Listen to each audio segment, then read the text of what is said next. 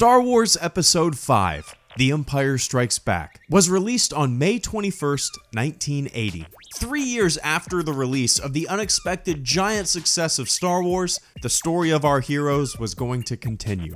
The Empire Strikes Back is an example of a perfect sequel, a perfect middle act of a three-part story. We are introduced to the characters in the first film, and in this movie, we see our characters at their lowest point. Their struggle, their journey, everything comes to a head. Everything leads to darkness and despair. Irvin Kershner directed The Empire Strikes Back. Lawrence Kasdan was brought on to write the screenplay. Most people that I talk to about the Star Wars saga as a whole recognize that The Empire Strikes Back is the best. The most well-written, the most artistically free, the most story-driven, the best out of the original trilogy. Most favorite lists that I see around the internet rank Empire as number 1.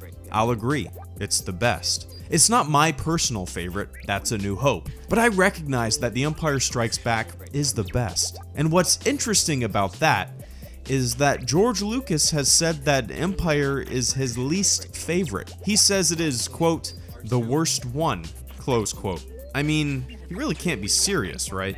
Does he just say that because his involvement was minimal compared to A New Hope? I mean, I don't want to put words in the guy's mouth, but maybe there's a little bit of jealousy involved? Or maybe he just legitimately didn't want the story to go in the direction that it went.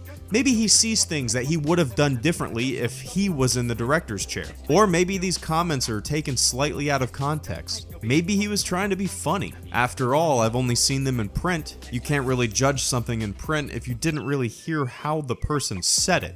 But it is interesting. The film that is considered to be the best by fans and moviegoers is considered to be the worst by its creator.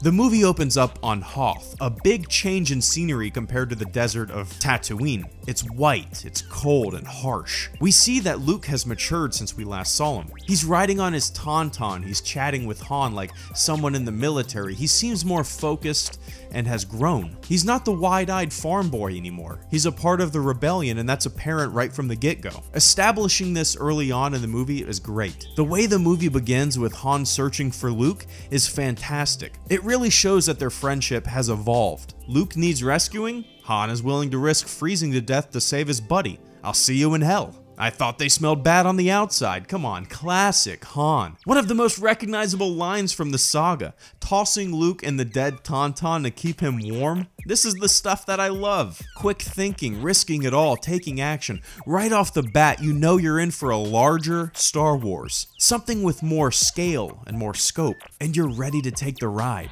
The battle on Hoth is hard to beat, and right away it is established that the Empire's reach is endless. They will hunt you down. The hidden base has been revealed, setting up the rest of the movie. The tone, the downtrodden nature of the rebellion, the fight that they have in front of them. Visually, this battle is incredible. From the gritty ground combat to the aerial assault on the walkers, everything in this fight looks as good as anything that comes out nowadays in movies. You really have to hand it to the model and effects department on this one. The AT-ATs, man, stop motion perfection.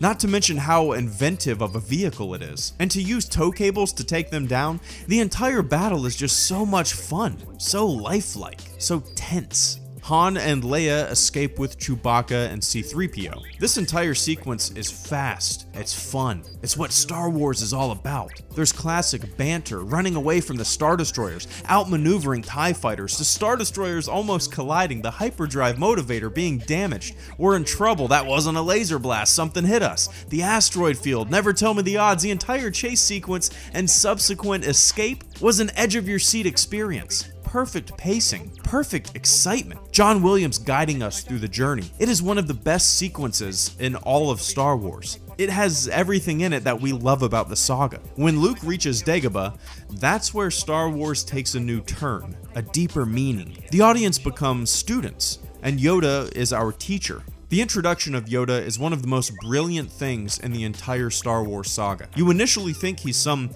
random creature that Luke encounters. Luke is impatient. He's acting childish, anxious, reckless. Yoda is toying with him, but at the same time, he's testing him. When Yoda reveals himself to be the one that Luke is searching for, Star Wars takes a step into a larger world. The lessons taught by Yoda can be applied to real life. Every one of his lines could be a motivational poster. The training sequence is so well done, so well executed. It's not lightsaber swinging. It's an education on Luke's personality, his motivations, and way of thinking. It's mystical. It's beautiful. Some of the best writing in the entire saga. Incredible puppetry and voice acting done by Frank Oz. He's a believable character. The time that we spend on Dagobah with Yoda is pure genius. They could have made this entire sequence all about fighting, about training and swordsmanship, about strength and conditioning, but it was the opposite. The audience is as surprised as Luke. We are taken on a journey of the mind. Your weapons,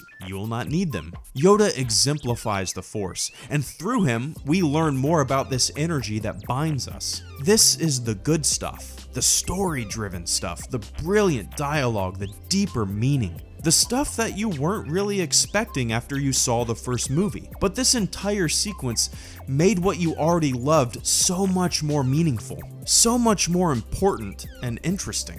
It gives all of us a sense of wonder and mystery. Tells us that nothing is impossible. A tiny little green dude who walks with a cane can lift a spaceship out of the swamp, showing us that you are only limited by your self-doubt, your uncertainty. Cloud City and Lando, another fantastic setting, another fantastic sequence. Lando initially seems like a good guy, but then he betrays our heroes, and maybe justifiably so. After all, he has to look out for his citizens. And then the audience really doesn't know how to feel about him. This hits at one of the biggest themes at the heart of The Empire Strikes Back. Things aren't always as they seem.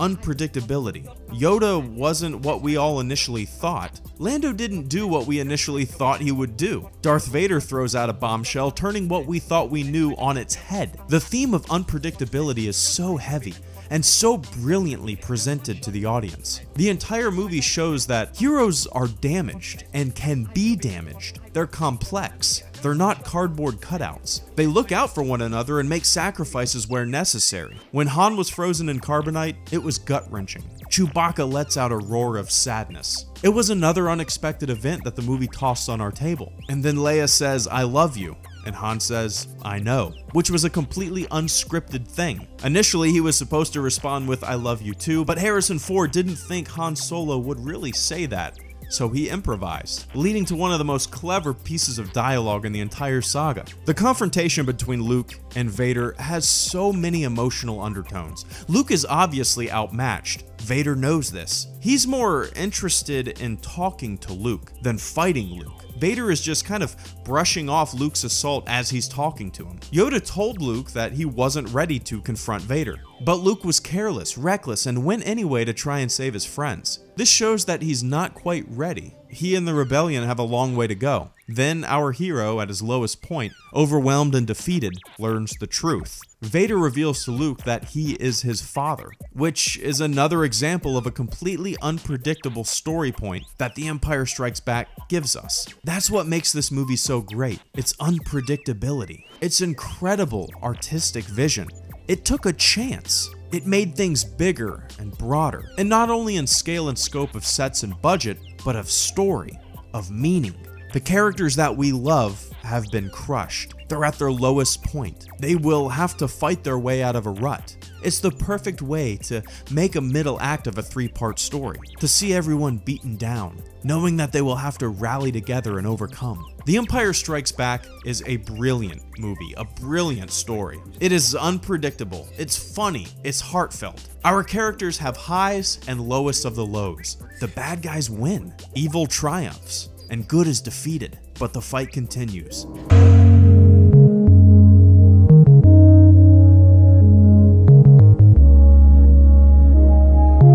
Always with you, what cannot be done. It's like doing here.